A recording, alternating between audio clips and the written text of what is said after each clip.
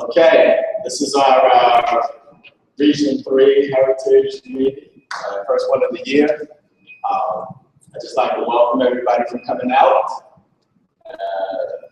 through snowbanks and actually the weather's a little warm than today, so it's a little bad. Welcome.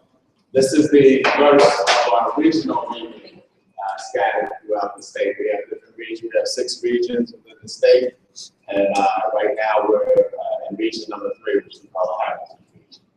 And the intent is to basically travel throughout the state to the different regions to have our meetings and basically engage with actors within those regions. So this is the first one of the year. There's some things we got to do in advance to connect with the people prior to the meetings. This one here, we wanted to start on the meeting out for the year, so we didn't do a lot of things that we wanted to do early in advance. But for the next ones, we're going to be doing contacting people beforehand, let them know we're going to be in the region, and then hopefully we'll get a good turnout. So, but we are streaming live. I'm not sure how many people we have that's looking. Probably some of the other regional reps are on. And what we're going to just talk about here is, the website that everybody connected to. People are still don't know how to get in touch with us. All of our sites, the social media sites, websites, it's all started with njaggialum.org. So if it's Twitter or Instagram, we're still NJ Aggie Alumni. We're going to let Marvin talk about the financing of the financial report. Follow. So, I got my daughter to take care of it. Oh, okay.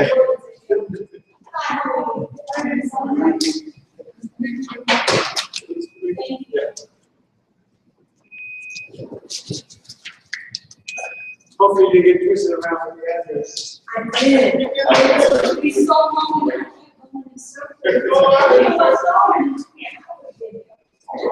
Yes. Okay. So Marvin. Sure, I do apologize, everyone. I got halfway here. I printed out a financial report from September to present, so I'll get it emailed out to everybody. But I do have bank statements if anybody wants to see them. Our current balance is $2,099.24, and that has been the balance on our account since the $2,000 check cleared back in October for our 2 scholarships that we gave out. So the balance has maintained $2,099.24. And in the last several months, no checks are cleared other than the $2,000 check that we have that we paid for our scholars. Back there was one check. Check number 154 did clear on October 3rd, and that was, well, that's a $2,000 check. So no checks, that's the only check that has cleared since the last time we met, is a $2,000 check. And we wrote that check in August, so to the university, to October to cash. That's the check. That's the two $1,000 scholarships. So that leaves the balance of $2,099.24. And as of the end of this fiscal year, we only have 2 members that have paid, and that was Neil Crawford and Bradford Hayes. When we met in New Brunswick, they paid then. So those are the last 2. And I haven't got any checks in the mail. Okay, so those are checks you can see. What about online? You have access to? I mean, he granted that to me, but I haven't seen. I mean, will a notification come to me? I think I have Should be, but I'll double check and make sure your email. Yeah, because I haven't gotten any notification. Okay. I know I got one when I paid. When you paid that notification? Yeah, so I'll make sure yours is on there. And I paid online too. Oh, you did?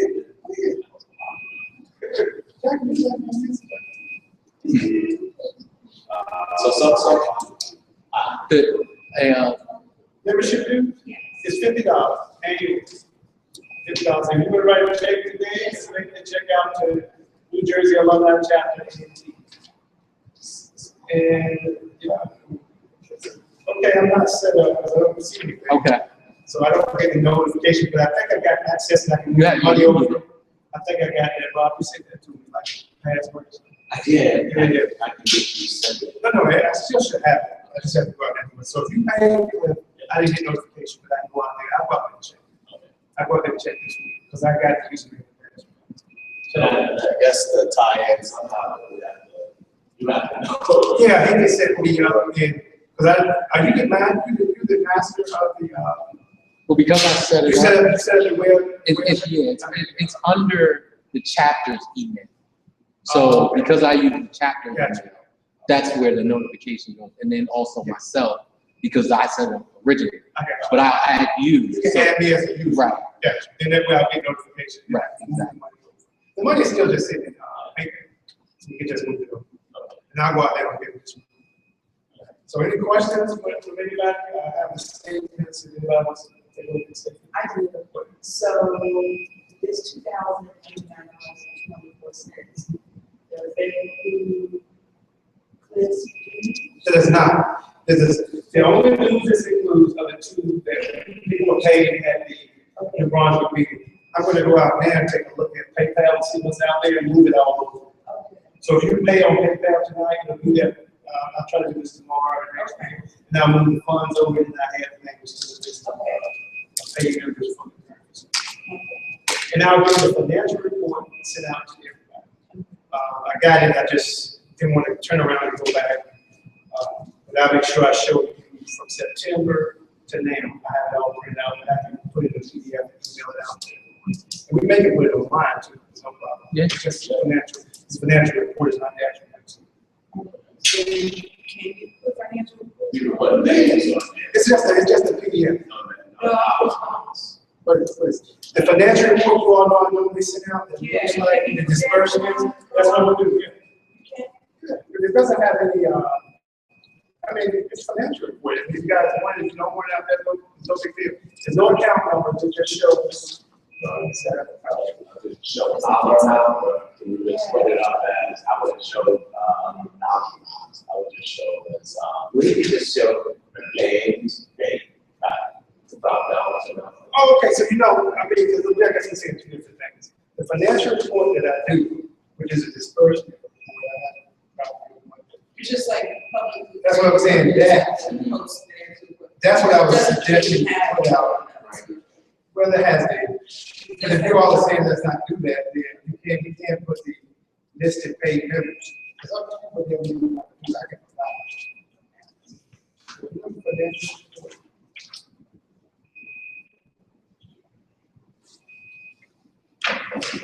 Anyway, what I do, is I'll send out and then what you, drill it on.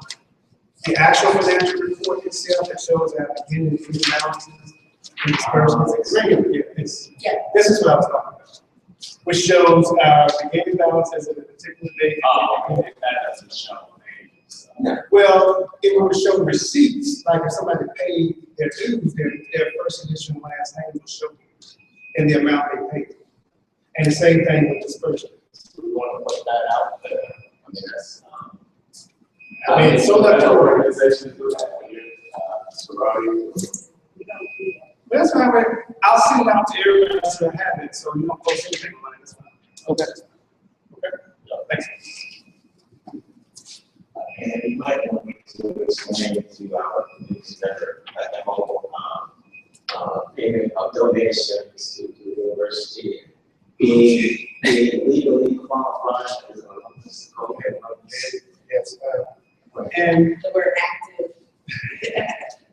okay, Like you can have the. well, the way it's currently structured, and there's a new board with the Alumni Association. The current constitution bylaws that we have states that there's a membership dues and fee structure that the Alumni Association is supposed to be rolling out. My understanding is they're working on it, all right? And when they do that, it's going to change from previously. Someone step out, that's Mr. Boucher. Oh, Let's say he's going the wrong way. In the past, to be a member of the Alumni Association, first and foremost, which is a national association, you have to make a minimum contribution of $50 to annual giving, right? So now with the new structure of the Alumni Association, that will become null and void. You still can give to, we encourage you to give to to annual giving, but your membership will be similar to that of like a Greek organization where you will pay an annual dues and fees to the Alumni Association. And the amount that's currently set is $50, but they have not rolled out the structure. So there's no form for sending your $50 to the Alumni Association. Our local chapter also happen to have a $50 dues. So you can't be a member of the New Jersey chapter if you have not fulfilled the requirements to be a member of the Alumni Association. So you have to join the Alumni Association first, then you can join the New Jersey chapter. And you can do that online. Well, right now they have a Is this the foundation? No, see, you get confused. Previously, you would give to annual giving. Right. Now, your membership in the Alumni Association is not predicated on your giving to annual giving, but they haven't rolled out the structure for paying alumni dues to the Alumni Association. So my recommendation is those who continue to give to annual giving until the Alumni Association roll out the dues and membership structure. But when I was on the previous board, the current constitution that we approved stated that the dues and membership fee for joining the Alumni Association would be $50. But the new board is responsible for rolling out the structure for that. So how does that look? Because there was supposed to be benefits associated with being a member of the Alumni Association. Discounts here, discounts there, etc. So they were to build that structure. So that structure is currently not built. So I would just say continue to give to annual giving as you've been given, but make sure you pay your local dues. And the moment they roll out the membership dues and fee structure, let's just make sure we done that separate. You been seeing him about? Yeah, he's coming. Okay. It's one place to park, so he's. Oh, he can just tell them to park in the street. He can park right there. Yeah, he could park behind me. Okay. He could just park in the circle right behind that Prius. And there's no circle. Yeah. Okay. It's definitely. I communicated with Sarah last Thursday or Monday, Friday, and she said there's nothing in place right now. So I mean, as far as I'm concerned, our chapter dues, that's what people want to pay. Anybody that's been paying to the university in the past, just continue to pay whatever we want.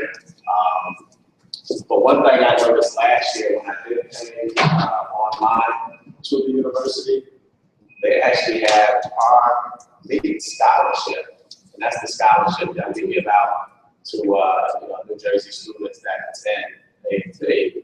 It's actually part of their annual giving. I have to call them about that because my only concern there is, again, I think it's there in error because we do not have a scholarship set up that the university or the Alumni Association safe keeps for. So if folks are designated to that, I'm just a little concerned because we've never got the money.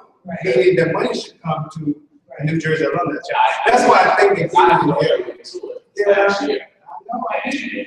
I need to find out where that money went. I think what I'm going to do, I'll take the lead on it and I'll reach out and find out because I'm concerned because if they have it set up and you can designate to it, if the money is, then we should have money sitting there that instead of us coming out of our treasury and paying those scholarships, a portion of that fund should be coming out of that pot. So if it's there, I think it happened in error.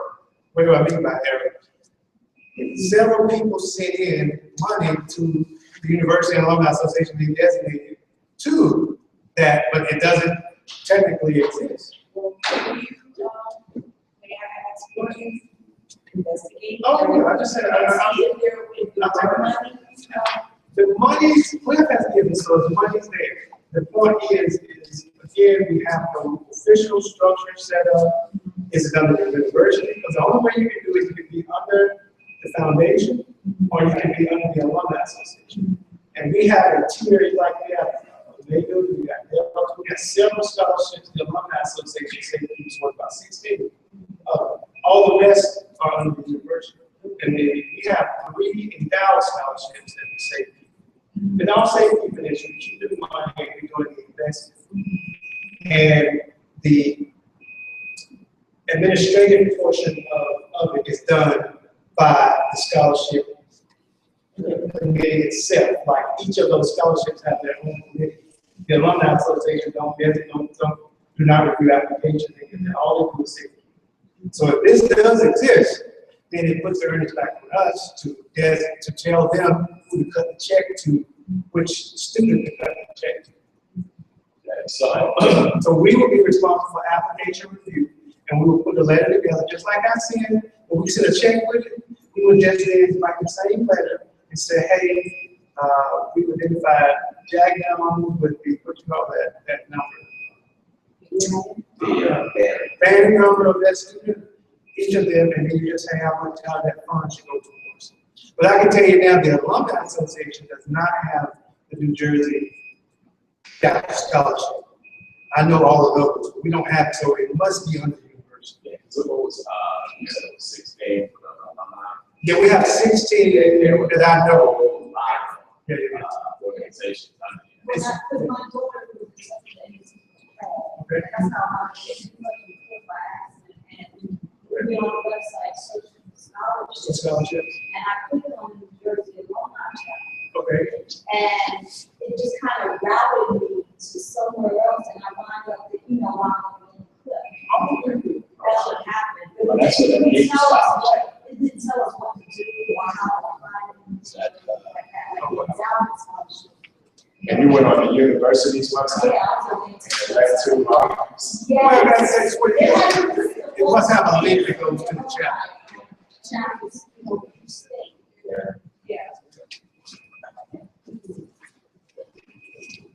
So I would think, I would investigate that, because I think we said it before, and you told me it was out there like that. So if they set it up fine, just, you know, if they're safety, you know what the balance is.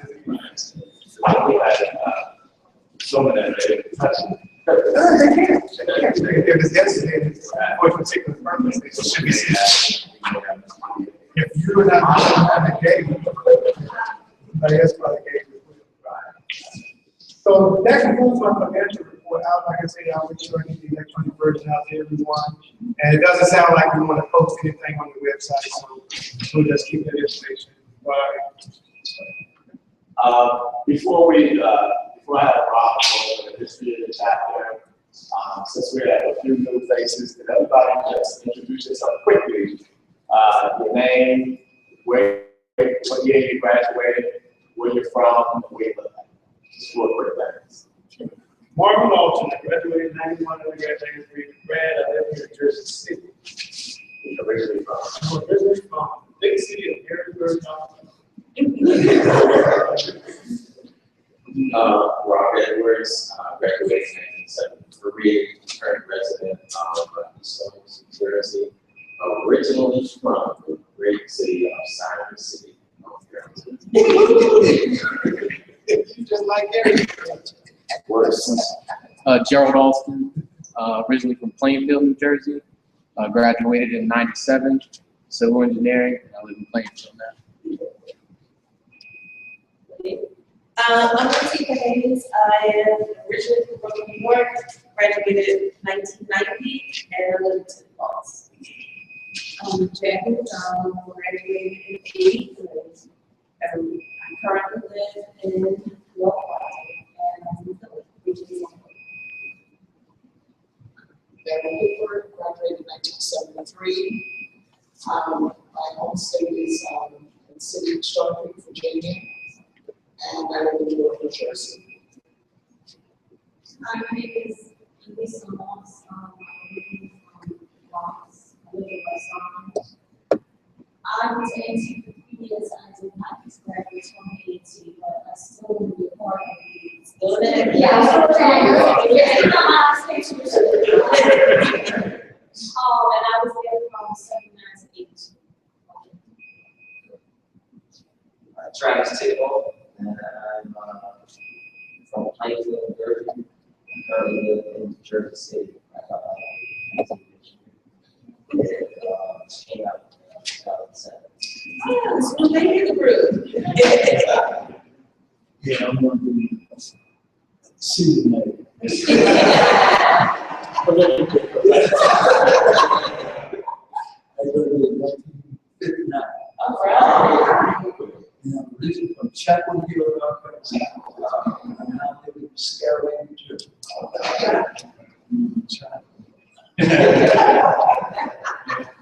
Jerome Harrison, originally, my class of 77, originally from Martinsville, Virginia, and currently live in Summit, New Jersey.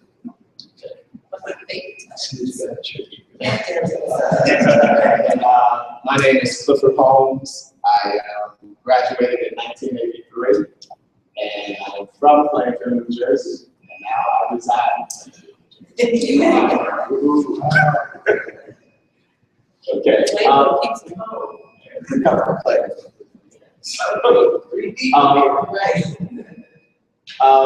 Rob has sent me the history of this chapter, was it last year sometime?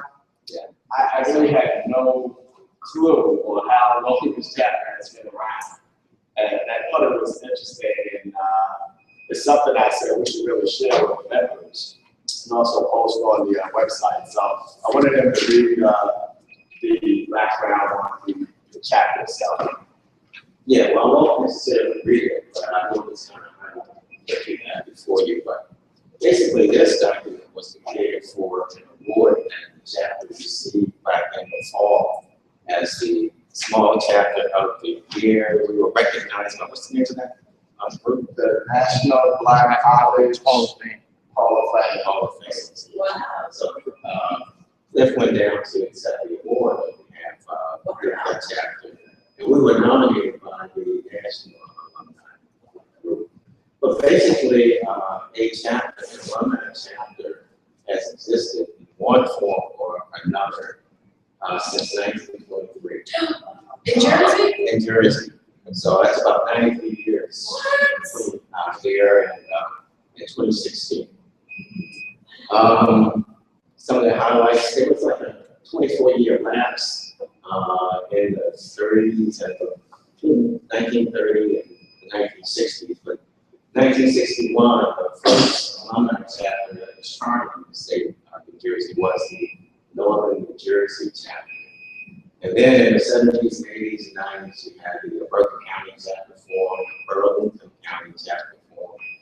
And the newest chapter of that group of three was a chapter called the Central Jersey Shore chapter. But then around the 90s, I guess alumni with interest in participating in a formal group kind of waned. So all of the other three chapters started to cease their operations, one after the other, after the other. And that left the Northern New Jersey chapter standing. I think Derry might have been a part of the Northern New Jersey chapter in 1670, and so was Ray. Ray can probably give us a lot of history there. But some of us in the Northern New Jersey chapter decided that why not just form a unified state chapter? So we started on a long, tortuous process to try to form just one unified state chapter. We started in 07, I believe. We finally made a formal petition to the national leaders in Greensboro. Basically, we just wanted to change our name. That's it. But then they had the right idea. We had to draw the new constitution, the bylaws. So that just added much more time to our attempt to try to transform alumni competition in the state. But eventually, we told the line, we did everything that the National Alumni Officers wanted us to do. We probably went even a little bit beyond that. But what we wanted to do was set up a national group that would meet periodically in all regions of the state. As some of you guys know, from They stayed in New Jersey down into about 6 regions, gave them unique names, for each region. And we are still trying to develop that concept right now. What we did, we found a way to elect officers back in 2013 or 2014. It's here, and here we are today. So, but we've been around since about the last 93 years. That's like very shortly after school was founded, that's what, 80 years ago.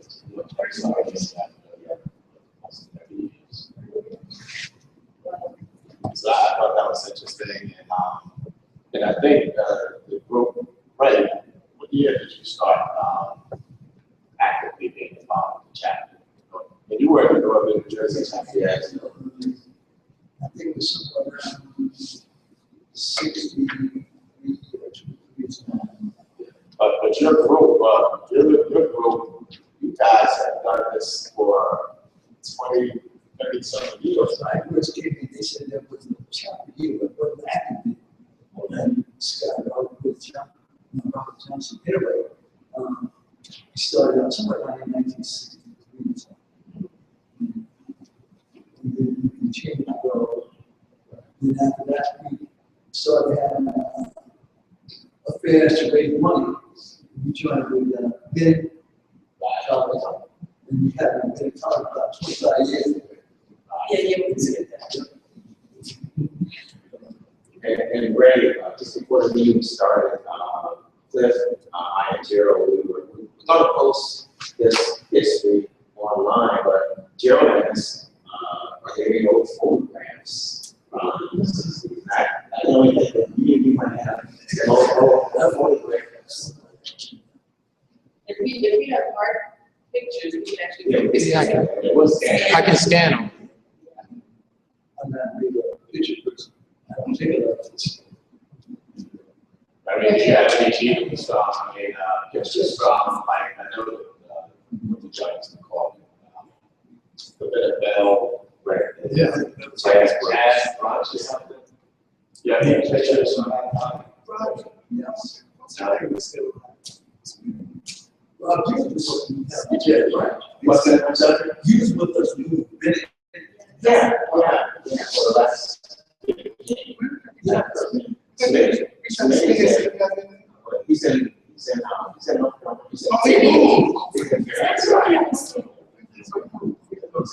What's Smitty, right? Yeah. Yeah, it would be nice to just put some pictures along. Or the tip box right now. Tip box, they probably have some. They seem like they have some. Which tip us? Me too.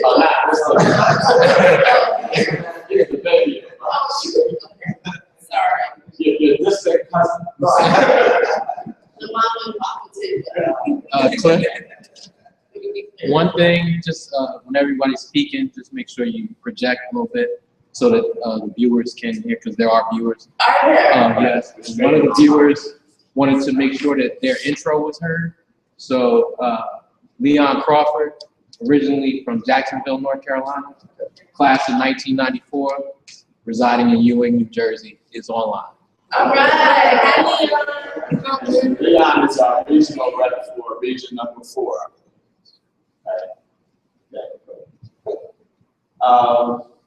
Okay, so if we get any pictures or whatever, we'll post that up in the story. History of the chapter, and we'll make a tab on our New Jersey online. All right, topics of discussion. Again, these, the regional meetings, we came up with this time. We actually started to execute this, I believe, last year. And what happened was we started in September. Was it September that we tried to do a regional meeting? And it got canceled because the Pope was in New Jersey. Right. We were trying to do it down in Region 6, which is down to Atlantic City. So that got canceled. Then in October, we said, well, let's do a meeting social event. The social event we went to was the Breast Cancer Awareness March in Newark. So we participated in that, which was really cool. And in November, I think we played North Carolina Central, so we said, well, why don't we just do what do we call it? The viewing party. A viewing party of the game, right? Which was cool. We invited people from Central and people from alumni from A&T. We'll watch the game. It was cool up until the end of the game when we lost, but that's another story. Got another Aggie. Yeah. Thank you.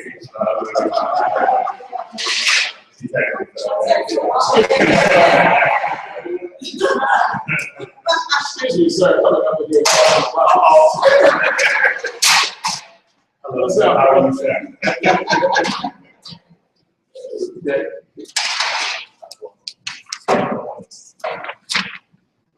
So I think this sort of ties into what Rob was saying earlier, that the Northern Region chapter was in existence. It was the last one that was in existence.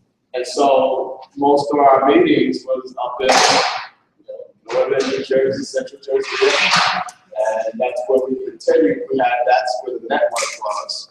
And so we continue to have meetings there. So now the challenge for us is going to the different regions. Well, like I said, most of our regions is up in the northern area. So when we go to these other regions, we have a database. There's actually over close to 1,000 Aggies in the state of New Jersey. We have, I'm not sure how many email addresses or 426. Yeah, close to 500 that are valid. Yes. And we still have some more that we're searching and trying to find more. We have phone numbers. So the key is connecting to everybody throughout the state. And what we're going to do is we're going to put a schedule up on when all of the meetings are going to take place, so people know way in advance. And it gives them more opportunity to clear their schedule to attend these meetings. And it's really just to meet different people throughout the state. Versus how the people in South Jersey used to say, oh, you guys only meet up there, that's too far to drive. So now we're coming down to you. And actually, an attachment here, I have a tentative schedule of the different regions that we're going to be in. We don't have the facilities or where we're going to meet yet, but the plan is to, hopefully by the next meeting, at least have location and times for each one of these meetings in the different regions. Now, we currently have regional reps for 4 of the out of the 6 regions. There's still 2 regions that we have to buy regional reps for, and that's Region 1 and Region 2. Region 1 is north of here. 2 people sitting in the back, I was thinking about for Region 1, but y'all live in Region 2. So what county original one? It's really the Meadowlands County, which is Bergen, Passaic, Lawrence, and Sussex. Oh, sorry. I know. Okay. So you need Region 1 and Region 2? Yeah. Region 2, I'm not worried about that. I live in Region 2, the worst coming to worst. Actually, we live in Region 2. You live in Region 3? Unless you're right. Oh, you live in Essex? Yes. Oh, you're right here. You're right here. Oh, we have, oh, let me just say. You're safe. Yeah, so we just need Region 2 and 1. I may have somebody from Region 1, but I need to engage with them, and then they have somebody from Region 2. But if we don't find someone from Region 2, by time the schedule has us, and by April, then I think maybe we could just have it at Spain's Inn like we used to have it for that region. But What's in that region? yes, It's in that Spain's Inn is in region number 2. So if we don't find a regional rep, then I would try to look at maybe having a regional meeting there at Spain's Inn. Let's have a meeting. You're at 5 now? Okay, we have a regional rep for that. So. Okay, so that's the intent and that's the purpose of all of the structure, the movement from region to region, really just to get engaged with all of the alumni within the state. And what I envision is that at the end of each year, maybe having a banquet, and maybe somewhere centrally located within the state, like maybe in Trenton. That way people from North Jersey and South Jersey can access it. And we'll have some big end of the year banquet. We haven't structured it yet. It's not formalized, but there's a lot of people in the state that do some very positive things in their communities. So maybe we can have an award ceremony to honor those people from the alumni who are doing great things in the community. And me personally, I would really like to recognize people like Rob and Ray, you guys have really been carrying this torch for over 15, 20, 30 years. That's a sacrifice that in all of the different community events that I'm involved in, it seems to be harder and harder to get that type of commitment from members of any organization. I don't know what's happening with the world nowadays, but it seems like back then it was more commitment. And now, all of these organizations that I'm a part of, it seems like it's a short-term commitment and people want it fast. So I don't know how we go about. I think A&T right now has got so many positive things going on, from being recognized as the #1 HBCU, public HBCU. We won the Celebration Bowl. It's just a lot of positive things that are going on at A&T, and we should really be riding on that. We really should be getting our name out. It's surprising that when we go to these different career fairs, a lot of students in New Jersey never heard of it. Never heard of it. They heard of Howard, they heard of no A&T. So there's other things that I was talking about on this schedule that's going to lead into that. The next thing on the agenda is the scholarship fundraising. I want Jackie to just give us a few words on that. Scholarship fundraising. Well, currently, I need some help with scholarship fundraising, with ideas so that we can move it forward. And if anyone is interested in working with me, please see me after the meeting, so that we can have a fundraising event this year. Right now, like you said, we got $2,000. Let me just explain what we've been doing over the years. We've always given out at least 4 $1,000 scholarships from the alumni chapter to the 4 students. And over the years, I think up until maybe last year was the first time we only gave out 2. But prior to that, for the most part, we were giving out 4 scholarships, $1,000 scholarships. And we've always had a function, mainly, I guess, the jazz brunch that we've been doing for years, and sort of died down a little, and it's really from support. At the time, we had about, I think the last time we had one, we had about how many people selling tickets? 6. Take that, 7. Yeah. Okay. So the thing is, if you get engaged with people throughout the state, alumni throughout the state, the more people you get engaged with, you don't really need 100 people working. You just need people to commit to, if they're not active with the chapter, just sell 3 tickets. So if you can get at least, even if you get 10 people from each region to sell tickets, that's 60 people you got selling tickets. Now, each person only has to sell 2 tickets instead of, you got one person trying to sell 30, 40 tickets. And I guarantee you, everybody that's actively in this chapter is actively in your sorority, in your church, so they're selling tickets for everything. And after a while, you get burned out. It's going to be hard to sell if you content tickets, unless you're Mr. Fouché. Right. It's a smooth dude. Right. Mr. Fouché got 30 people lined up right to buy tickets. We used to talk. We don't talk to them. Oh, that's what you said. Right. So you moved that. Right. Yeah. So you have to talk to people. But that's why we're trying to go through. See, right now, think about Jersey City right now. You have, I got Jerome, his brother live right here in Jersey City. Mr. Boucher, we're straight and live. His brother could be watching. His brother. I think What I once we get more people onto like the Facebook page or the Instagram page, things like that, then it's the best way to get the word out. Kelly and I are going to event that in New York chapter, and so president was kind of asking how they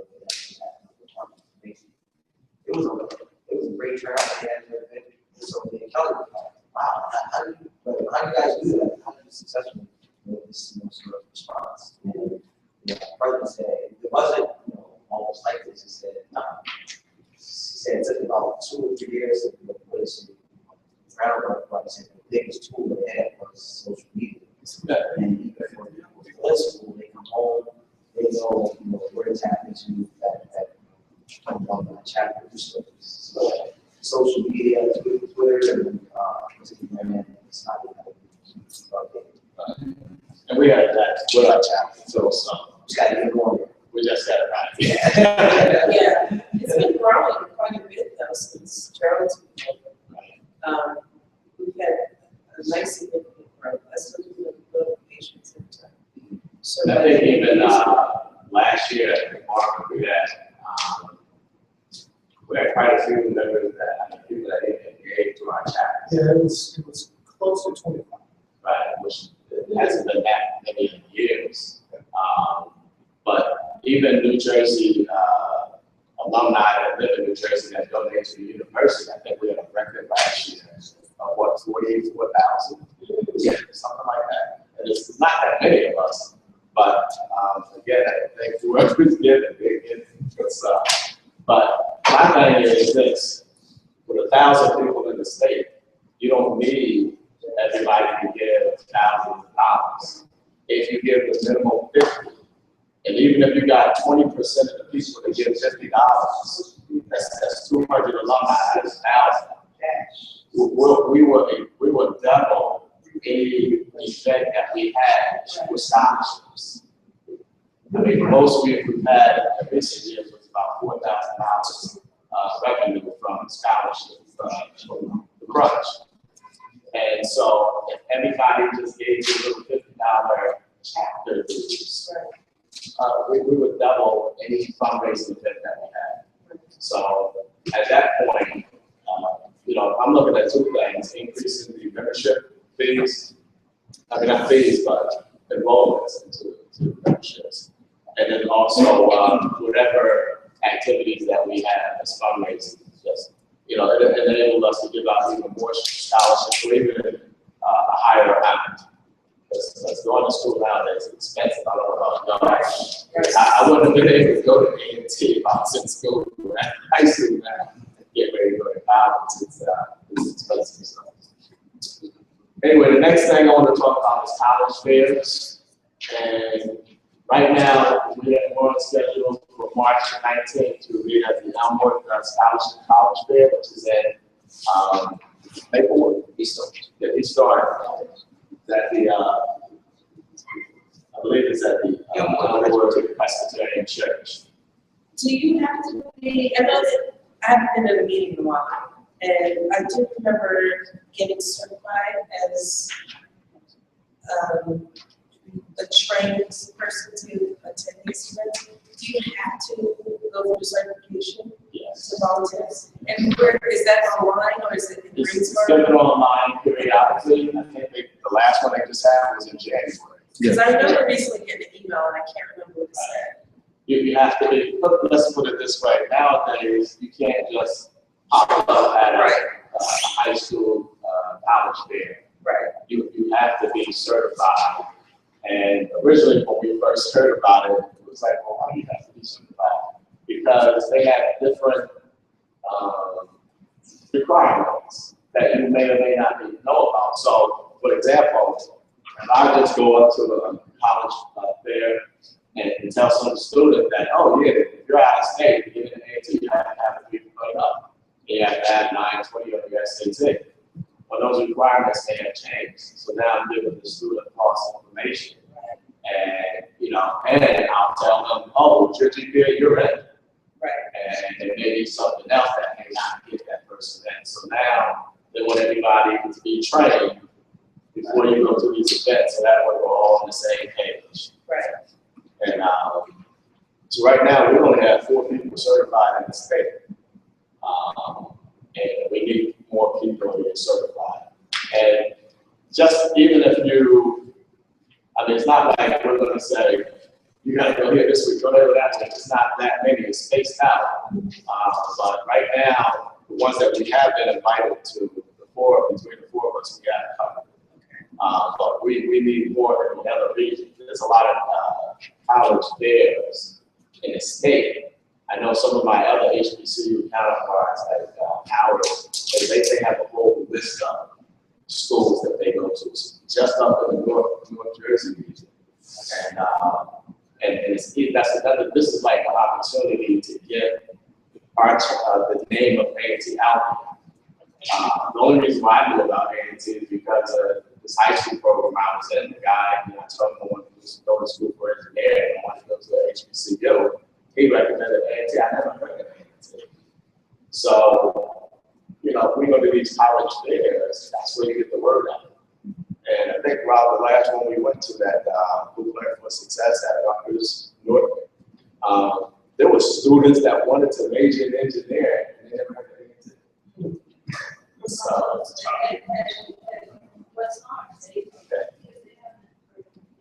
never heard of it. So I think it's key that if we could get any alumni to get certified the next time that those emails come out on getting certification. What's the certification process? Just go online, right? So online, it's about, I think they said it's about an hour.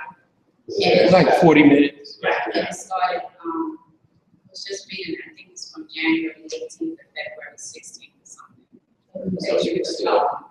So it's still exciting. I didn't get a new one.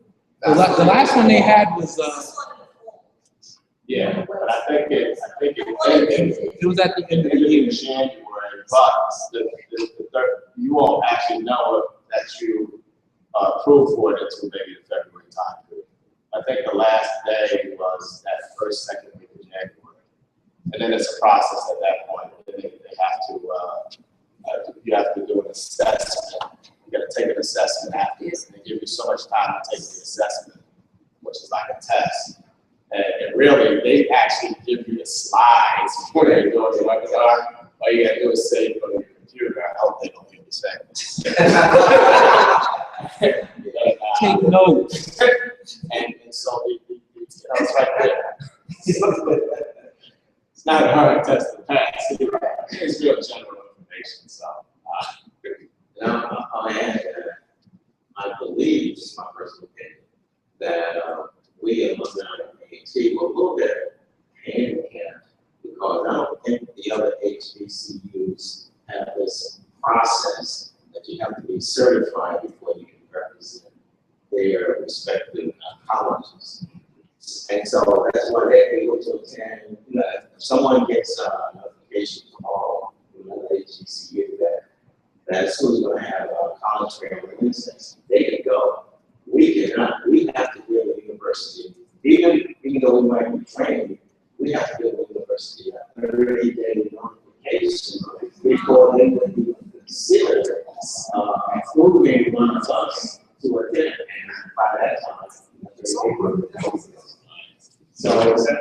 generally for reasons of integrity. I'm sorry. Generally for reasons of integrity. And other communication with universities. Oh, sure. So they protect universities. Sure, but none of the other HBCUs I don't have that. So We can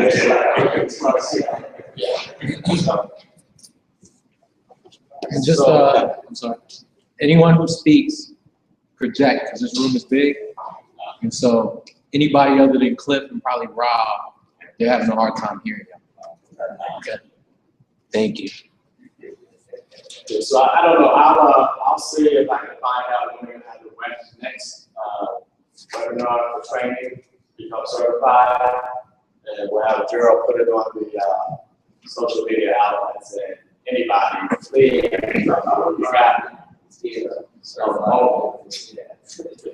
Yeah, we need you, Travis.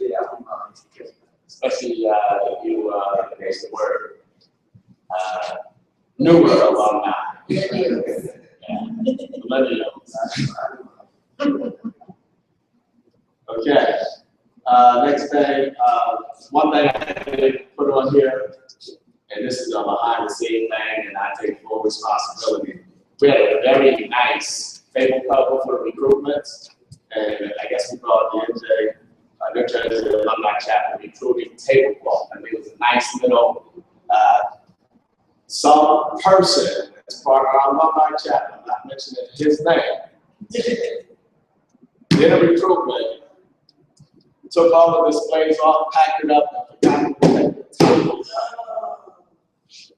And so they went back, we looked for it, couldn't find it, and anyway, I'm in the process of getting another one, and I will pay for it fully, because I do. So I was just thinking that nobody could use that. I mean, you know, why would they? I think it's probably got. It was that when we recruited at Rutgers North. I think somebody probably packed it up, put it somewhere, and nobody remembers who put it. Yeah. Did you all pick it up from my house?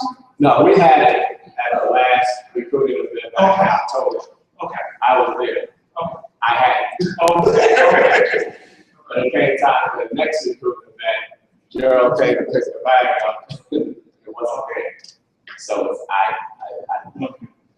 Now, we do have an older tabletop that the Northern New Jersey chapter had, but since we've got a new one, that's just been mothballed.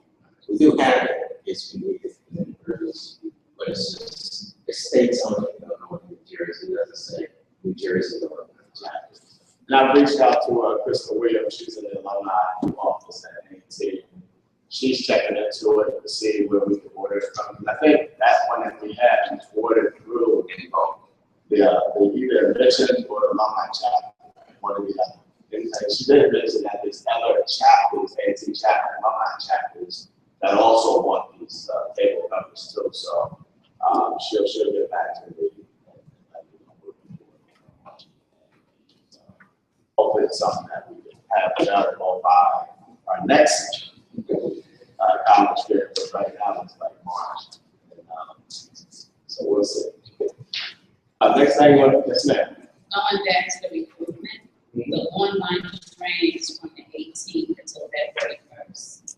February 18th? February 1st? Yes, February 1st. And then the assessment period is from January 18th to February 5th. Okay, so everybody feels like going home this evening? You still got it today.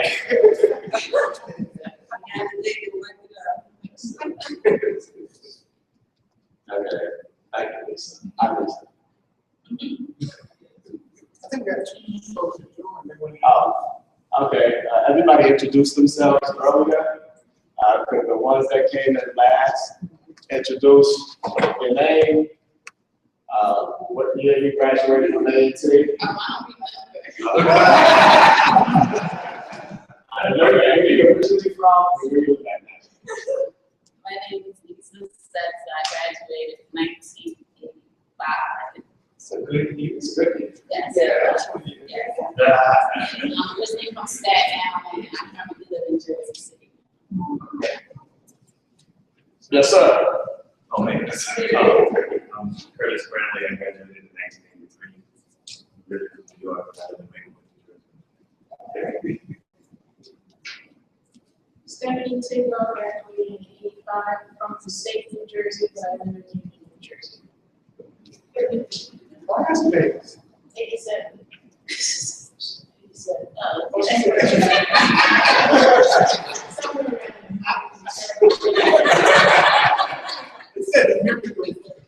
Right. Okay. Next thing on the agenda is the community service. What we have in New Jersey in the last 3 years, Yes, through the last 3 years, this will be the third one. there was a group from Howard University and some other HBCU alums from that live in New Jersey. We got together and went, we call it a day of service, where we would go to this food bank in Hillside, New Jersey.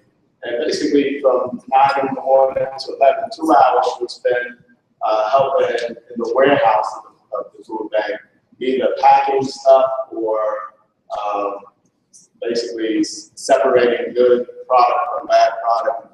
But it's pretty cool because you're doing it with a whole lot of other alumni that live in New Jersey that's from HBCU. So I think last year we had 9 different HBCUs represented. And this year I think we have about 14, or maybe more. So if you're not doing anything this Saturday, it's just in the morning from, I think we meet at 8:30.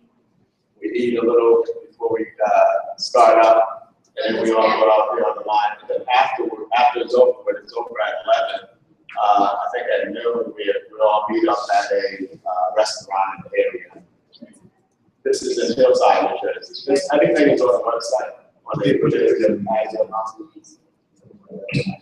That's next Saturday. This Saturday, February 6th. And all the information, community food bank. Yeah. It's the Hillside, New Jersey. But if you go on that website, the New Jersey Aggie Alum, it's actually on the posting. Do you have to sign up to go, or you Just let me know, and I add you into the list. I think right now there's about 7 or 8 of us. By the way, Leon says he should be available. Oh, really? Yeah. Okay. So add him to the list. Okay, so that's 9. You can start giving that, I'll do that. Now, last year, last year with the, just the lunch that took place afterwards, we did like order our food and things, right? So that this time, He said list out. I'll connect with him this evening and find out more, because I don't think anybody responded on whether they were going to lunch or not. That's what he wanted to find out. Just basically so we can put what it's in advance. It's quite a few of us. So I'll find out tonight and let everybody know that it said they were participating. All right. I recall from the email that they expect each chapter to bring something or each. Yeah, I said it. Okay. I'll bring Hazel's numbers and stuff, and I'll coordinate that with whoever, what everybody else said. I have another question. I'm sorry. Oh, yeah. Are children allowed to come to the day of service? He asked if there's anybody under 18, but I don't think I've seen, I think I've seen maybe some teenagers. Yeah, that was probably. High school ages. I know my son's used to that. Oh, okay. It's high school. So it's high school age. Right, I'm somebody else. answering on it online. Sure, that they're 8 to 10, I told him now. I think that probably be a good environment. So, I mean, it's awareness. yeah. so I think the last couple of years, if you don't feel like staying 2 hours stuffing bags with cans of food, I believe you can also stuff the envelopes. It's just Envelopes. You can sit down and stuff, all that. So you don't have to go to the warehouse environment, you can be in the office, stuff in envelopes on the table. And I'm assuming you have to dress for it. Yeah, that's me, I remember your picture, everybody was Let's go. sweating. We got 2 colors. And it was pretty cool, we actually had the largest, I don't know how, I think Howard and A&T had the largest amount of participants in the school, so we represent the cars. We could represent what's up before. And if you want to see any photos, they're online on the Facebook page. And I guess this would be a good time to mention HBCUNJ. Yeah. We have, from this event, you know, that was started with the Howard chapter. We have since kind of created a coalition of HBCU chapters. So it's like us, Howard, Morgan, we got Winston-Salem State last year, and we have a Facebook page called HBCUNJ, and you can go on Facebook and join that, and you know, you post your events on so that we can support each other and network with each other. So it's been really, really positive, and that all sprung out of this event. Is that one of you guys that's on Instagram, HBCU Pride? No, that's someone else. Okay, is that someone else? Yes. What's it called on Facebook? On Facebook, it's called HBCU New Jersey.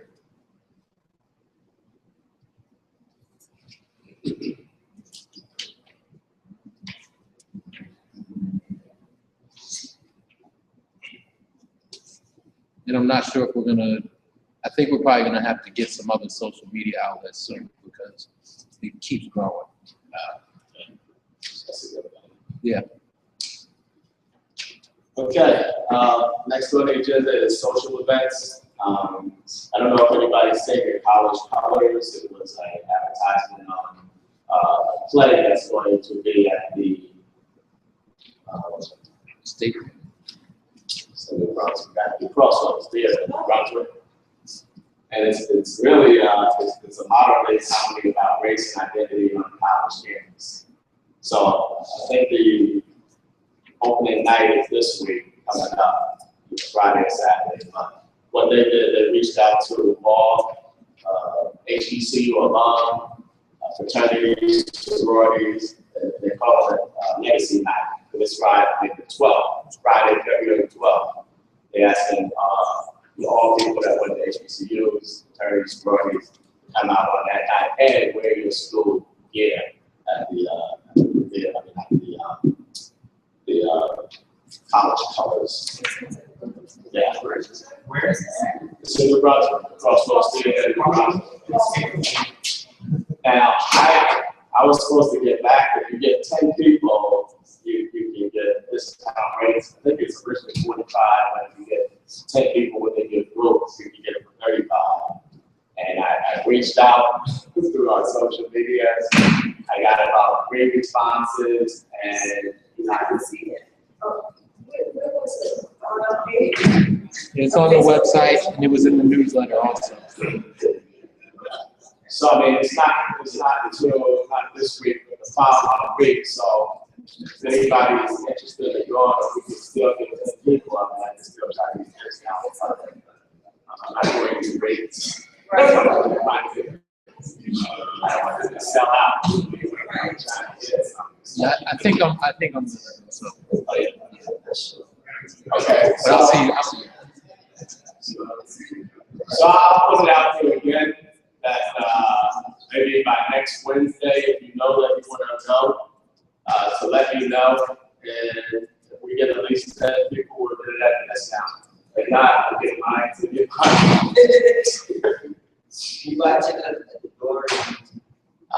We can do that online, and they have it at will call. Crossroads is expensive. Crossroads is expensive. Place out up there. Yeah, so that's what I'm saying.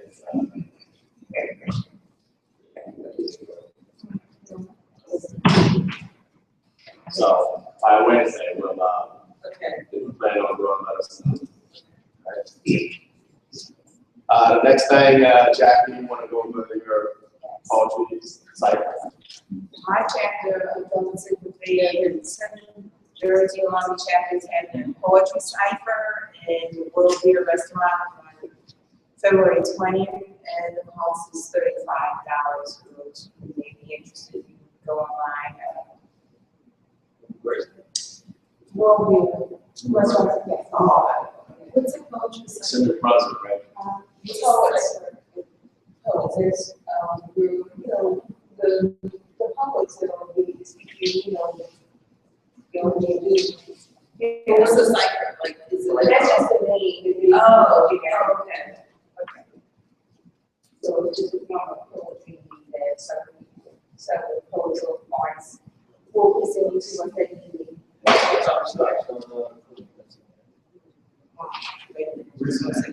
It's in One Beer Restaurant, I think it starts at 6:30. In Boston. Yes.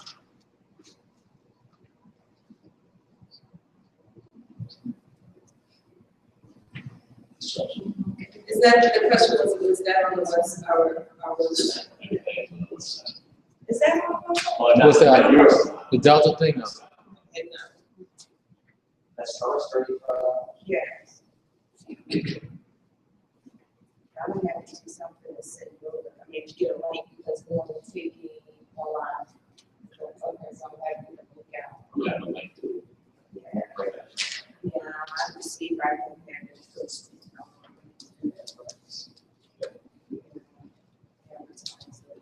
All right, the next thing that we have on the social event is a game. It's the Brooklyn Nets. I believe they play the Charlotte Hornets on February 21st.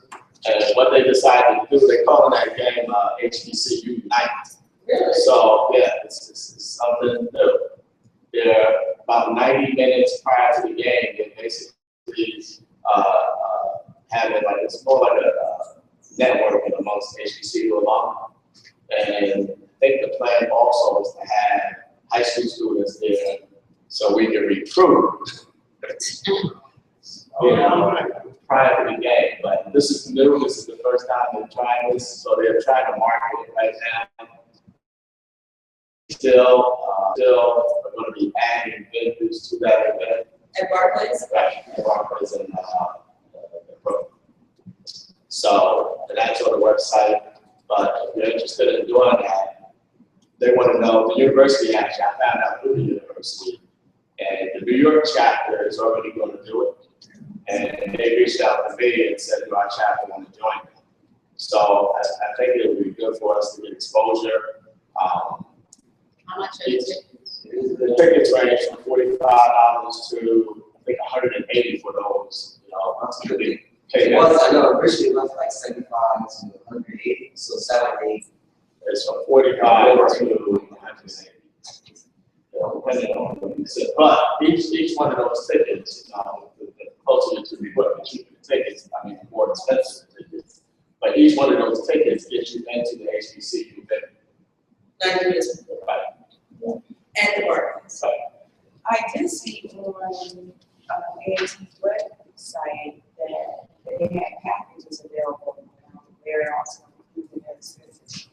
Packages, But that's case whole even. Yes, because, yeah, well, they had packages available. I don't know, Joe, if you can quickly go to the school website, but they were advertising it as an event as well, and they were listing the various packages. There was one, I think it was, but it's $190, but that would include the HBCU event as well as food. That's 180. 180. That's food, alcohol, and Right. So you got close 6 to the quarter. Right. The range is 45, there's something that's 60-something, there's 75, there's 90. But, you know, it's based on the location you see. But every ticket, even the $45 ticket, gets you into the HBCU event. Okay. Which is why they call it HBCU night. Okay. That's Transportation to Barclays? it is. Unless you're taking the subway. It is the only feasible way outside of some type of limousine or bus And service. the subway take you right to the. Right to the Atlantic Station, yeah, because there's really no parking garages over there. And there's no street parking. So there's no driving to the Barclays. There's one, but it's gonna cost you $35. Oh, that's cheap, well, I'm just saying, there's one for that shopping center. for the Atlantic Shopping Center. But it does That's fill what up. you put them on. So, and that's across the street. So what I'm saying is there really isn't a feasible way to drive to Barclays. You really need either train or a bus, a driver, you know. Training. It was, Yeah, training's the easiest. Barclays was 20 years in the making, people were protesting it for a reason, there's just no way to get there feasibly. And other than train, and there's a couple of hotels they built around, it has parking, but that's where the hotel is.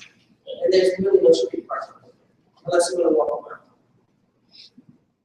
But just a heads up, if you guys wanna go, I mean, there's Uber. You can always do Uber, I do Uber. Uber's, like taxis up there. No, I do the extra days. I mean, yeah, it's cars. Yes, cars. I mean, if you have 4 or 5 people in groups, if you all decide you're gonna go, there's 4 or 5 people, Uber's in Jersey now, and getting an Uber home is not gonna be good, being in somewhere like Jersey City, it's more like here, and then take an Uber across. But what I'm saying is, it's probably more feasible to join together and go as a group in some kind of driven fashion or hop on the train. Because driving is not, I just wanted to mention it, it's really not an option. If you're not a subway person, then Uber is a good option. And I took 2 trains and 2 buses to go to high school, I didn't get on the train. I haven't been on a train in 30 years, I'm not doing it. So if I go with the Uber, you might as well go. And I don't already gave one and because I might be from here. But, What if you have about 3 people? If anyone is interested in going, let us know by midweek, by Wednesday. And then I will let the university know that we'll be participating, and I'll let the New York chapter know that we'll be participating as well. So participation, is it happening at the table if they have one, or just being there representing? Just being there to represent if they have students that we want to engage in. But New York, they're already committed to it, and they just want more help. and they're good about sending that one to us, from the athletics department. They usually send her for those kind of events with me.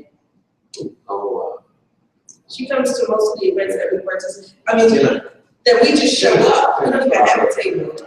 What's her name? Williams. And so she may be there, she might be a good direct contact as far as, she's probably the contact for tickets, right?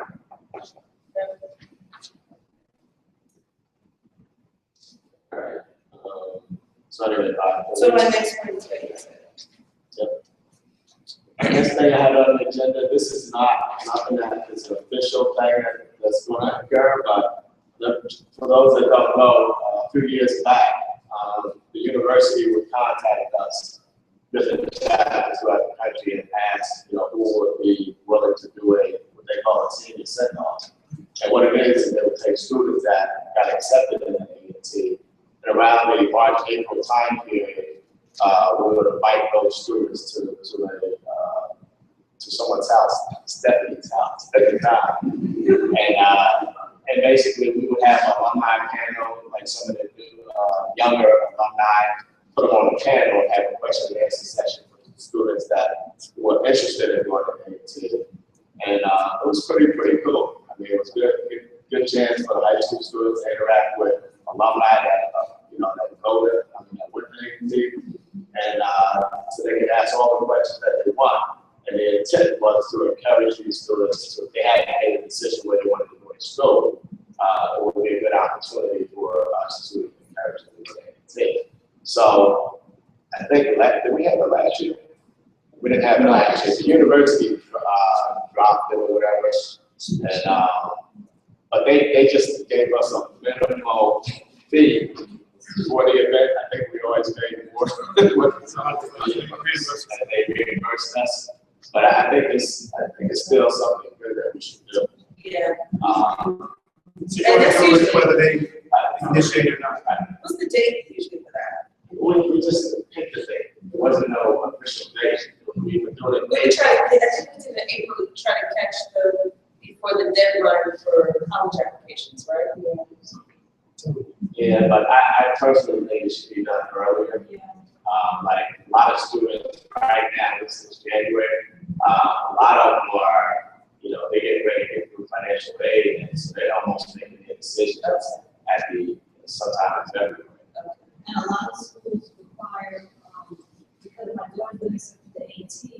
also to Lincoln and Montclair State. And a lot of these schools require you to pay a fee. To me, it's a whole spot. Right.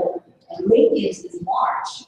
Wow. When you pay it after March, then the fee goes up. They had a bird. Yeah, Montclair's makes Montclair has good people. They need a lot. My grandson worked with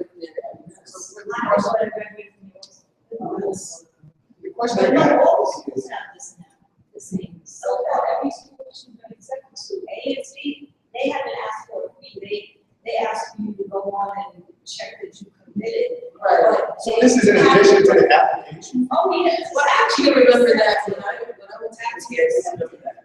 But A&T, you know, you have to get go, now it's a 1 day, it was 2 days before, now it's a 1 day orientation. I went to that. North Carolina for 1 day. I went for They a took on the hospital presentation, and the parent has to pay, both parents $50 a piece. But I tell you that I think it's a great idea because I went there. And it was a high school visitation weekend and it was Ag Fest weekend. And it's so great. This is you go on orientation, classes. Yeah, you're going around campus, you're taking your classes. This is, you already made your mind, you're going to take your classes. Wow. Yeah, because hers, we picked the latest one because it was the only one they had a weekend, and it's July 9th, which is a Friday. All the rest of them do a week, and it's 1 day. And I called them, I said, what do you do if you're out of state? And it's 1 day, and like, we have to change it to 1 day for 2 days. Used to be a first year. Yes. Okay. Okay. So she said that was in March. Yeah, so, I don't know, if we have something, we probably should have it, early March at the latest. I looked up. I got a question. My question centers around, what is the purpose of that send-off? Is it to help them to solidify the decision to be A&T?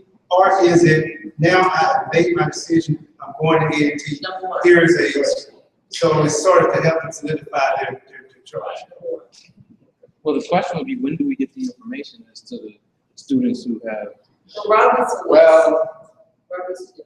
what I do between me and Cliff, we get this, it's about a 2 or 3 page, 11 by 17 list of students who've been accepted, students who've already stated that they intend to enroll, and we have a list of students that are just. Sort of dangerous. Right. But this event, as Cliff indicated, is for those students who've been accepted, but they haven't made up their mind. They've been accepted by 3 or 4 or 5 schools, they've been accepted by A&T, they haven't made up their mind on what was intended to. So that event is to encourage those students to go to A&T. But Cliff, I was just thinking, and Marvin had raised the question that we would have this, we may have this event, irrespective of where, if the school wants to have the event, but that might conflict with this whole recruitment, being a qualified or certified to. Well, I guess. But just talk to Rosetta and ask her if that's the plan. Because I understand your commitment to maybe just do it anyway. I mean, he makes a good point. The university has now shifted and they kind of want to lead everything. But if that's the case, then I still would like to have a series send off for the second part. Then maybe once they got accepted, it would be nice to let them know, one, that you do have a chapter. Now, I don't think. And then their parents can be. Two, if we can do it late enough where I would say either early part of May, where the students that are at A&T now, they're home for the summer, and they could be on the path. I think that's what we did one time. But then That's who they talk to. if you're looking at that, then you're not really looking at, give them a chance to get out. I think that first week of May, they didn't have school. So even if it's June, we do it. So that's the idea, that if we can get some of those who are enrolled already To be on the path, so they got any questions. I think, I don't, was that Twitter city sent off to Daniel, can you talk to? Was that, yeah, and I don't assume that, I thought that was in April, maybe she was. Maybe she was home for break. Spring break. this. Oh, you know what, do this, So, I mean, if they're gonna do it, you should be hearing something real soon, because it's getting very close. It's good for the kids in New Jersey to know there are other kids going there. My daughter's school, she's the only one. No one else can apply that she was. And when she told, A&T was the first school that accepted her. She was so excited, I was in tears. Everyone kept saying how hard it is to get in. But I think for her, it's a little fearful because it's so far, and she doesn't know anyone else, that's going down. So It's someone else from New Jersey. Yeah. That's actually what happened with the students that participated in the send-off. They knew those kids that participated, so when they got down to school, they already knew them. Yes. So, And Cliff, as an adjunct senior send-off event for the last couple of summers, I think Ray has been gracious enough to allow us to invite some of those incoming students to his every day. Yeah, I think that the last, there were 2 students there, didn't know each other before, but they were on the anti, so I guess they are still friends now, but, Ray has a every summer, we should probably pay to see. Right. Yeah, so.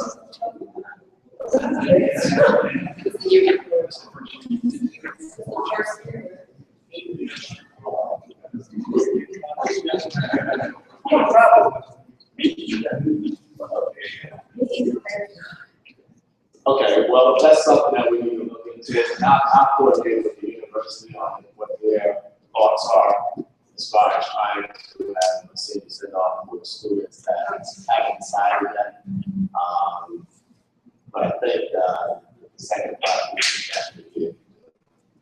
I'll let you know. So you're gonna ask about that? Yes. But the other schools probably, didn't you all say that the other schools don't even do this at all?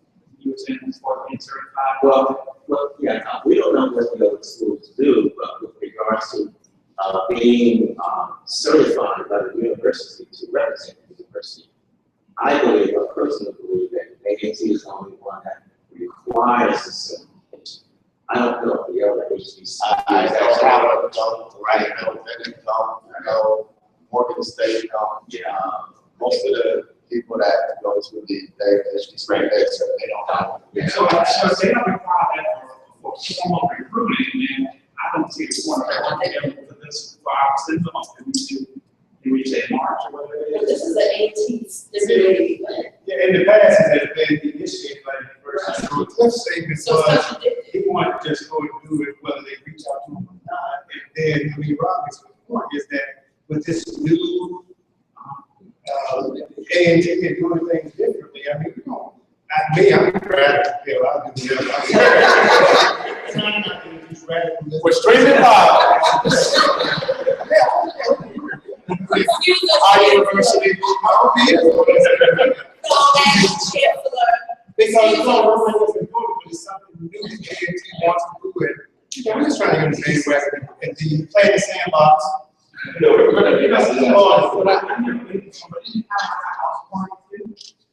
Well, it's sort of kind But of. the send-off? Well, I think, Our send-off? Yeah, that was, I never paid to one, but. No. It's more of a question answer and then it's like almost like a workshop. food. There's definitely served. There's still a little gap, Yes, Oh, there's definitely served. Hold on 1 second. No, I mean, in going with that conversation, I think the approach that we've kind of done with a couple of things is that we just let them know that we're doing it, and they usually just say, okay. So I don't think it's really like, I mean, as long as we just like, contact the, what's her name? Rosetta. Rosetta, yeah, because I mean, I've been in contact. Right, she came up for one. That was the one at Stephanie's house. But again, it was something that they experienced. Yeah, but I mean, I think at this point, if we just say we want to carry that on and we're going to do it, I don't think there's any type of. I don't know, but my suggestion is if we're gonna do it in that fashion, I'd rather do it on the back end, when you got those students who know they want to go. And then we move on. I mean, from my perspective, is We can assist the university with helping them make their decision. That's more of a university function. We can partake in it, but I'd rather do it on the back end than on that front end. Make it all, Because see, at that point, most folks are back there. But you know what, we call people. we all took our majors. And ask them what they're majoring in, and I don't know. We have About our 10, majors. and maybe 3 or 4 of them connected with me. So yeah, we can assist, but with this is the way they want to go, we follow their lead. And when we get to points, junctures like that, we can make a decision, say, hey, we're going to see office. Right. Well, You won't get your $100. I just work like this, I just want to make sure you're not overrating myself. You know what, that's why you don't have to send it. Right. That's the only reason I'm we'll check. No, they can make Mr. Shea barbecue. Take something, So is the plan that we're gonna attempt to have one in June or after you guys? Or is the plan? I would attempt to have one. Okay. To send out? I wouldn't even, because I don't even want to get into the, now you're trying to recruit. Right. I would have to search by, so I would just say we're going to have a senior send-off for students that got accepted in AT that plan on going to AT. We're going to connect them with students that are at AT, have a calendar session, meet them, have more of a network, like a network app. Right. And call it that, and just to make sure they don't have an issue. Right. Make them have an issue. That's nothing to do with trying to recruit. So, And they want to, you gotta be certified to and all those things. Anyway, Can I just be devil's advocate? sure. It's happened at my house for the past 2 years, and I'm certified. So if I hold it, I'm certified, you won't come, what does it matter? Right. I'm certified. Good point. Sure. Very good. That's a good point. Very good. We're covered. You know, I'm just saying, and I thought the requirement was that you had to let them know 30 days in advance. Right. That somebody wanted you to attend a recruitment function. So if you legitimately need to have somebody in union say that they want to have a recruitment function, I'm certified. So if you won't show up, We're certified. I'm sorry. Under your umbrella. Yeah.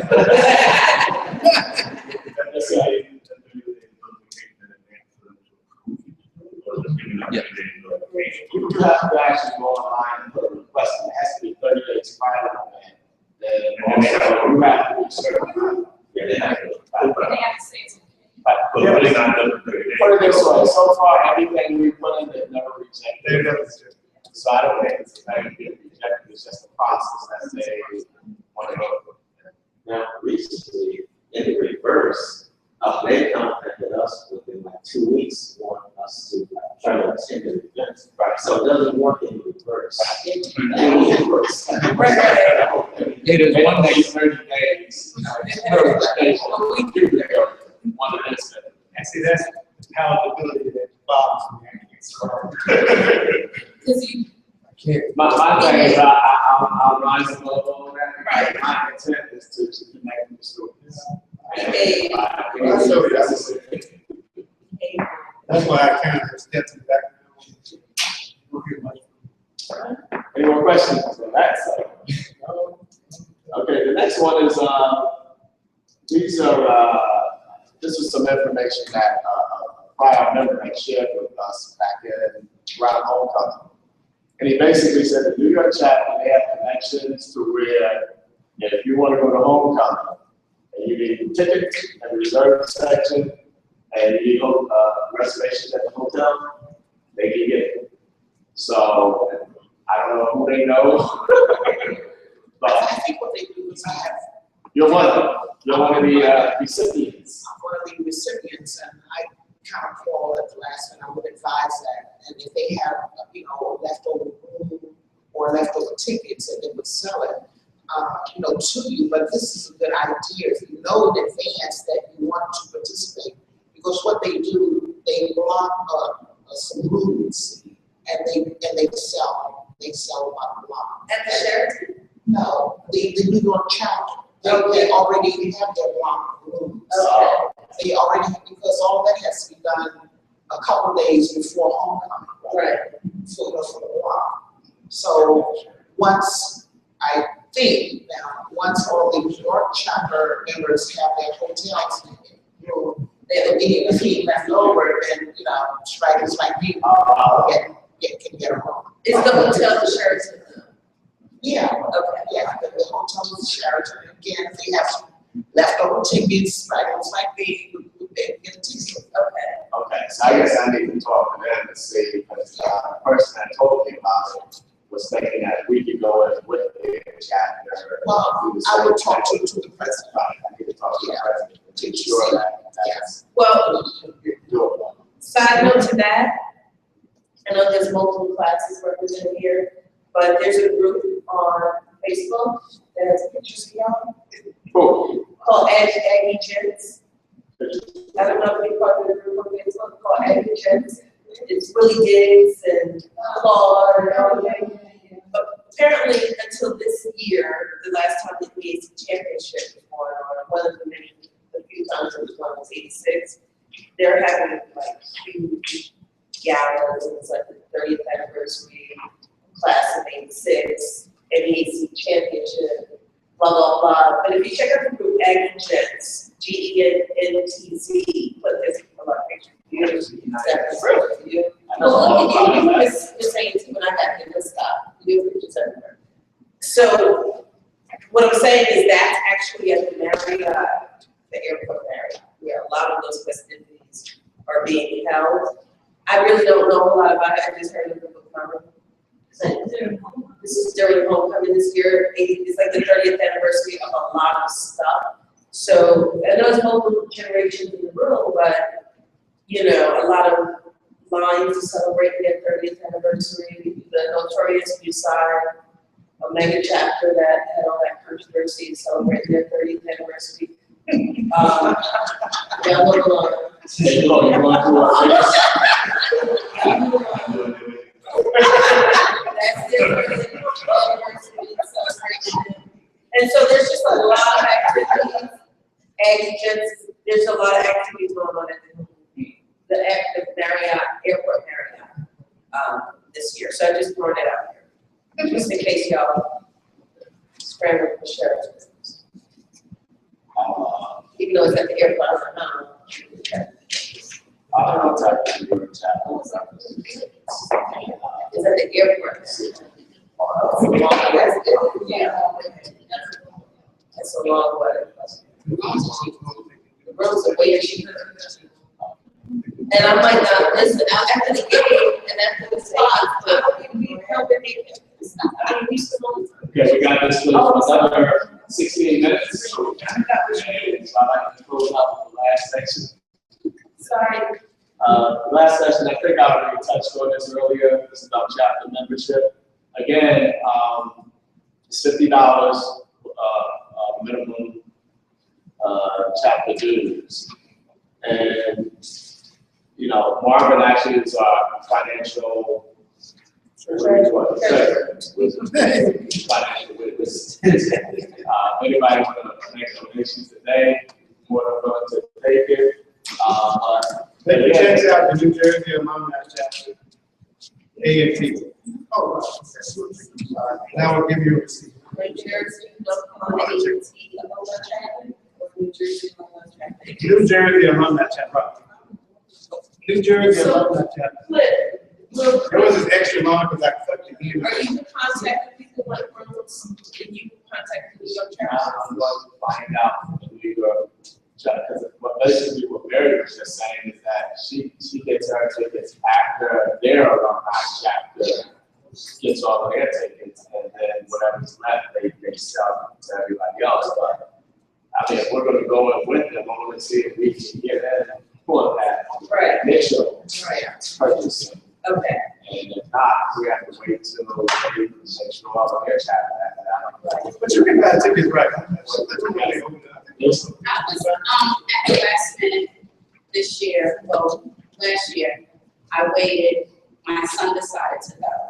And I just sent out an email to a few people. And then they connected me to somebody else, but I can't remember who she was. It was one of a different alumni chapter's president.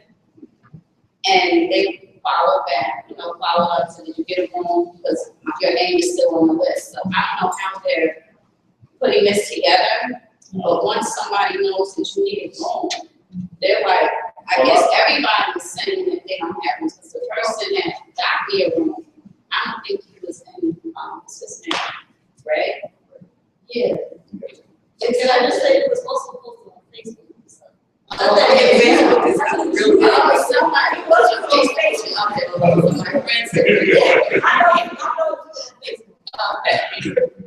Yeah, I mean, there's a lot of people that use Facebook and say, hey, I got some extra tickets. Right. There's actually a lot of people that when they leave homecoming, they'll book 3 or 4 rooms. Right. Just to cover themselves, and then when the year comes, they don't use them, they give them out. So, the New York chapter already has an established network, and we've been joined with them, and so they, if they say, no, we can't give you any tickets until we make sure everybody in our chapter is covered first, then that's not a joint. I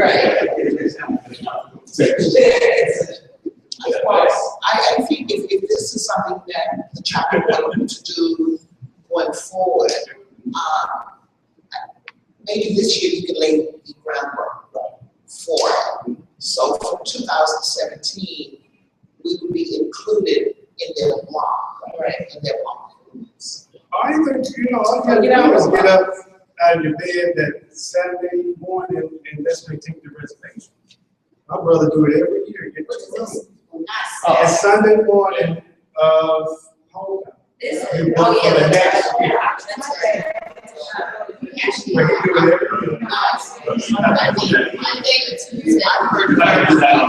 can do it every year. First thing, Thursday morning. So seriously, Thursday. So I mean, I'm sure it's what's going on in New York is doing is just block it. I don't know how many rooms in it. They allow you to under one credit card, so start. After that, you have to get a nice deposit on every room after. Which is what I have to do. So it's 2 years without charging you upfront. Anything after that, you're not. Your credit card don't hold you. Correct. They don't charge. But if you do any more than 2 under your name, you have to give them a 195 on each. For each room. It's amazing what you know. And the rooms are sold out by 10 o'clock Thursday morning. It's Thursday. Yeah.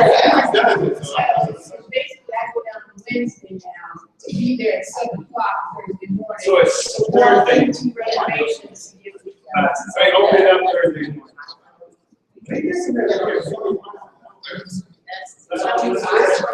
All right, getting ready to wrap up.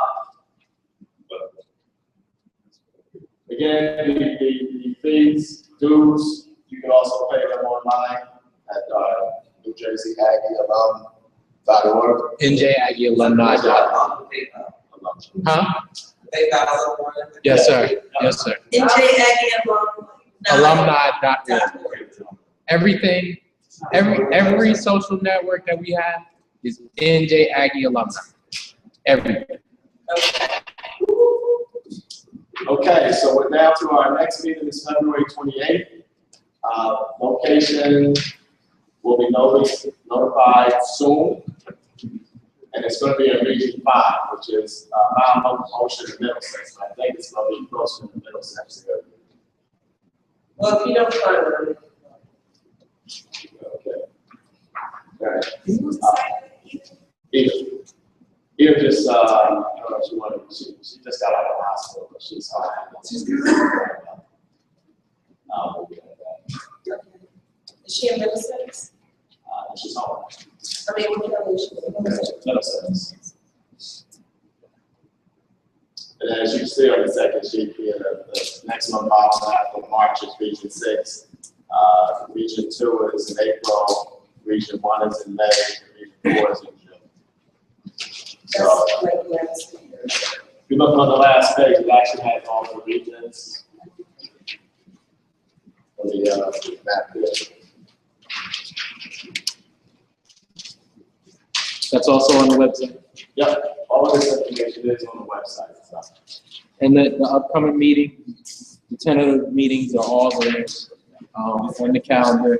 So as we get more information, it'll be updated, and when we find the venues and all that stuff. And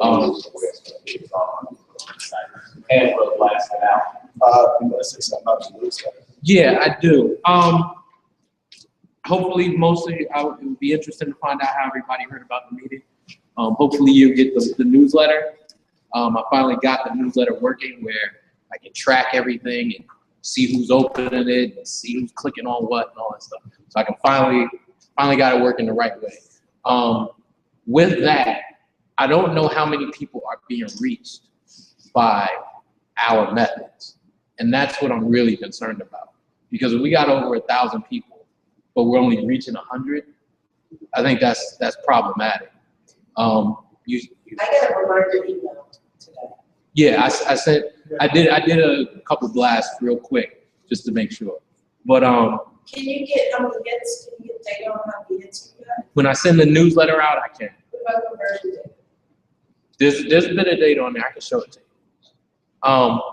But I think we need to do something with the regional reps, for each regional rep to contact the people in their region specifically and find out their information, because people use Twitter, people use Facebook, people use all these other methods, and we don't have that information. We might have an old email, we might have an old phone number, so if we can give calls specifically to people and talk to them, like Mr. Boucher was saying, just once, if we can reach out to them to get that information, then our database would be much better, and we would be able to at least know that I'm reaching them. Because if I send it out to, basically I'm sending out to about 430 people, the newsletter, but I'm only seeing about 100 clicks or people opening it. So that's what I'm saying. This might be old emails that they don't even really check. So I feel like we need to figure out a way to try to do like a systematic way to go through our list and see what we got, and then have people spread the word. So if you know people that went to A&T, like just make sure they're getting this information. If they're not, have them sign up for the newsletter. I have a question. Yes. Rob, didn't A&T provide you? That's what we use. That's what we use. With information on people who work. And I know they gave the information, but my question is, are they active now that we're actually doing donations online? And I'm assuming A&T is collecting those emails. Are they active? Is there any way we can get the information on people who would actually donate? Can we get the emails? That's the basic. That's the basics. They send Rob. I know, but my question is, where do they get the emails from? Are they getting the emails from people who have actually donated to the website and those emails are accurate? Or So you're talking about from an annual old giving. database of emails? You're talking about annual giving, right? I'm talking about annual giving. Right. So that's 3,000? No. That's just the whole list. About 40 donors. Okay, so that 1,000 Aggies and jerseys are So this that we and got. where's that information? University provided to us, that was a while ago. We Right. don't know those people Right. here, move, change. So what I'm saying is, I think we should start with the university. To get an updated list and find out where they're actually getting that data from. And that would tell us how accurate it is before we make 1,000 phone calls. Yeah, well, we did that before, Marvin had a sign out in blood that we could not Use it for. Right, Yeah. for our data purposes. Right. So we can't email. Well, no, we can email, Okay. but we can get an updated list from my analysis, looking at the previous list that we got. AT had a lot of old information, that was Yeah. older than the information that we were able to gather. Right. And that's what I'm saying, maybe we can stimulate them to clean up their act and do their due diligence, since they have budget, and go through their list and gather it from donations and current information. Yeah, but it was- That is wishful thinking, yes, but that's why you call me Steve Will. I am the speaker. Well, It's what I do best. So get people to do stuff. So right now, we have a list of all the alumni in New Jersey, what their emails and phone numbers, right? That's what we have. We got, We have address. That's- We got email addresses too, right? Oh, right, so I guess if you make a phone call, you can find out first.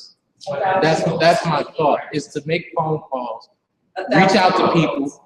I mean, it's gonna take a while, but I'm not saying you gotta do it in a day. I'm not saying let's not do it. What I'm saying is let that be step B. Let's step A, be challenge the university. I'm gonna to say clean up that's, the mess I'm gonna say that that's they a, sent that's us. a waste of time, because we asked for current students, and we can't get that information. Forget about alumni. We can't get the current students that are at A&T right now. No, we can't. Can we reach out to the foundation instead of the alumni association? They might. That's not the alumni association. We can take existing things that we have and try to get feedback from that. And we can determine what's, I don't understand so much. what's not like. I mean, if we break it I don't mind doing it, I'm just making a suggestion that we challenge the university to have accurate data on their You alumni. know, the last time the university asked for my email address, that was probably 6-7 years ago. Right, but if you make a donation and give, and what's it called? Annual giving, Again, then that's they have what to we're talking about, email us. 40 people out of 1,000. It's not, it's a small. So only 40 people donate Only online. 40 people from the In New Jersey. donated to the university last year. That doesn't mean online, that just means donate, Period. send in a So check. they have those. Whatever. Those current, whatever. So that's not gonna help. What's it called? Okay, so you make that phone I call will for make me, that phone call. trust and me. I appreciate it. What's the call for us? It's 2 minutes before 30. I'd like to end it. We're gonna have a conversation after. I just want to say thank you for everybody turning out. I'm hoping as we go to the different regions that we'll get more turnout. And then we got really just engage. Just letting everybody understand, what we plan on doing. I'm assuming as we go to the next region, it won't take as long to have these meetings. This was our first one this year. So, it's a lot of information that we have to cover. Next month, this information, it's going to be on the social media outlets. We'll have, a lot of information on, establishing where the next regional meetings are going to be, locations and the time. So all of that's going to be known in advance. And it's really just going out to these areas.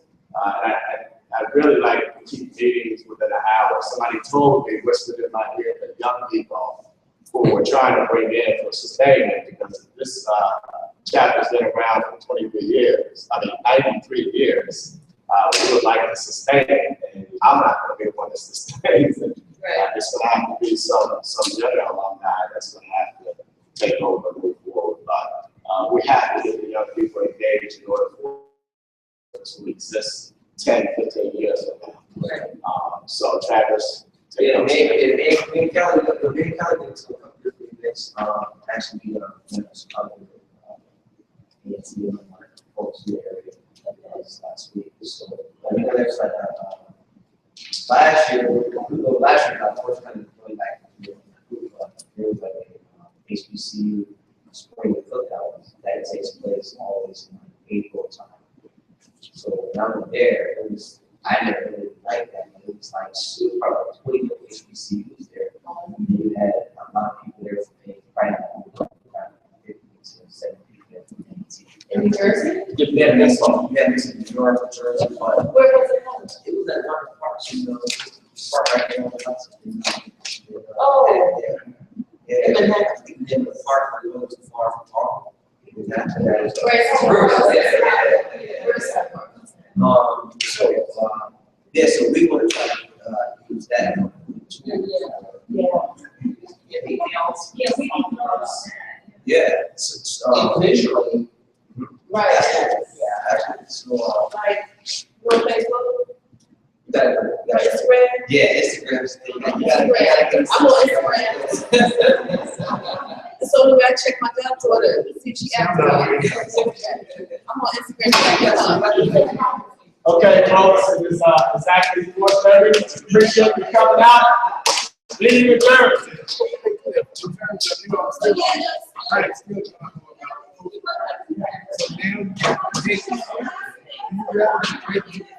now,